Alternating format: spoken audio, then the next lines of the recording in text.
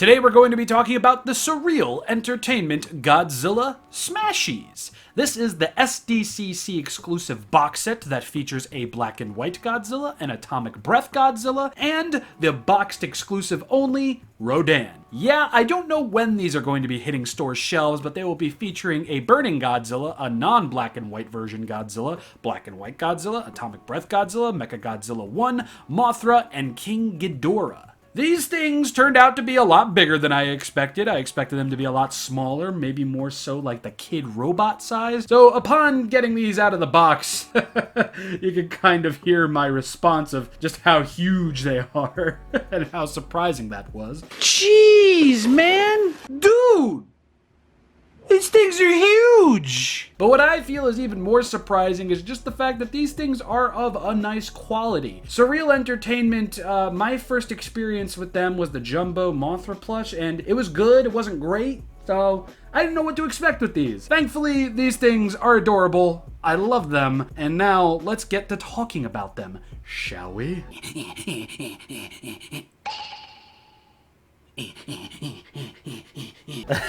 Sorry. Up first is the boxed exclusive Rodan.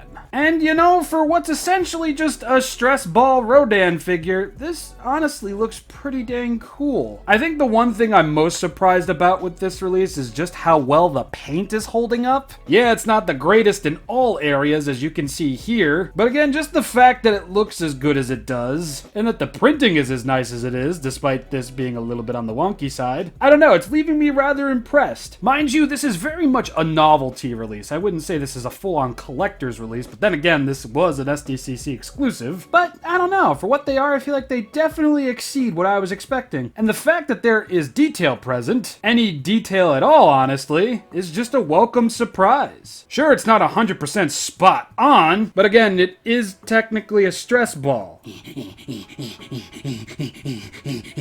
So like any Rodan figure, he's got quite the wingspan. He's gonna take up a lot of room on your shelf, but personally, I wouldn't keep these things outside of the box. The box comes with the plastic bag. I recommend if you do get these, replace the plastic bag with another plastic bag because you kind of have to cut into it to get them out, or just don't take them out overall, because I don't know how this material does with aging, you know what I mean? Here we have Rodan, your wingspan, and this is how tall he'll be if he could stand on his feet-ish, kind of. Moving on!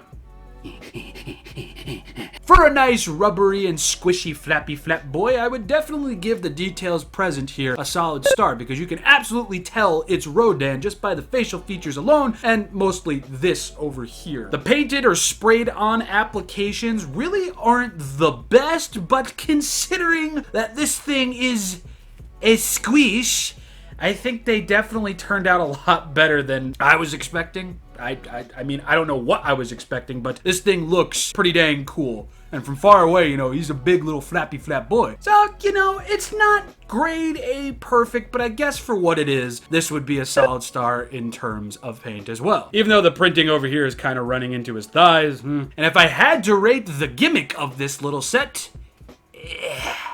I would give it a solid star as well, because they do relieve stress and they are nice and squishy. Yes. And now black and white Godzilla. Much like Rodan, you're not going to see too many details here, but when it comes to the discernible details, you know, the details that kind of need to be there, you can see them, they are present, and if they are not fully present, they are somewhat painted on, or sprayed on. Genuinely, I'm surprised this thing looks as good as it does. It definitely does resemble Godzilla. He's got his bumpy little head, his strong brows, his wonky little eyes, even though these aren't very wonky. And the dorsal fins are there, and they are painted, and they are detailed as such. Like, you can definitely tell those are dorsal fins, that's for sure. I mean, come on. I think what I'm genuinely most impressed with is probably just the painted on nails and toes. The nails aren't perfect, not in the slightest, but the toes, wow, wasn't expecting that kind of precision on something like this. The teeth as well, I feel the teeth are very, very nicely done, surprisingly. Now, of course, since this thing is a squish, there is going to be a bit of a seam running down the center of it.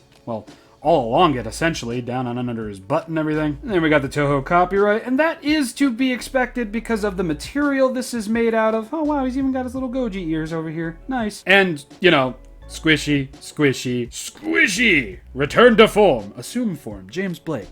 5.5 out of 5. Yeah, this is just really cute. We got the gray dorsal fins, the gray inside of the mouth, and those are mainly the features that are going to discern him away from this lad over here, Atomic Blast Godzilla. And I'm only noticing now, oh yeah, his base color is different as well. So these are essentially the same mold, although this one's kind of showing a little bit more pudge to him. Might just be the angle. But they are painted up differently. Obviously, we've got the blue teeth, the bluer inside of the mouth, the bluer eyes, the black pupils. For the most part, in terms of detail, they are exactly the same. Oh, I just noticed they got little nostrils. How adorable. They both have the same amount of dorsal fins, same amount of paint on the toes and on the nails. It's just base color, eye color, dorsal fin color. They're just painted up completely differently, just to give this lad his time to solo shine like he deserves to. Here he is. The baby blue dorsal fins is nice. I'm glad that it's not as intense of a blue as the mouth is. As cool as that is, I don't feel this figure or stress ball would really pop as much as it does without the baby blue. And I like the more intense looking eyes with the beady pupils instead of the big cartoony pupils. And I do have to sing my praises for the paint or the spray paint on the teeth. It's actually pretty one-to-one there, which is another thing I'm majorly surprised about with these. I was expecting a lot more messier paint, but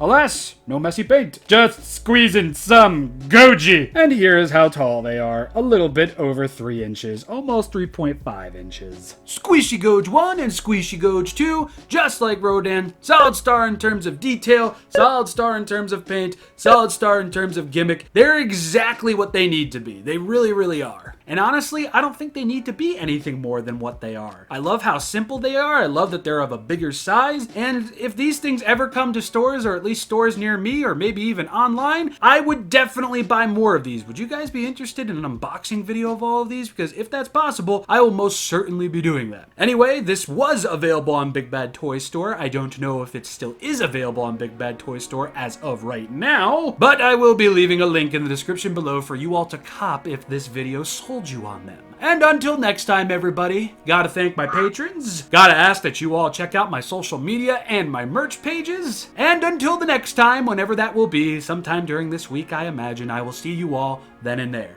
ShinRobjira, out.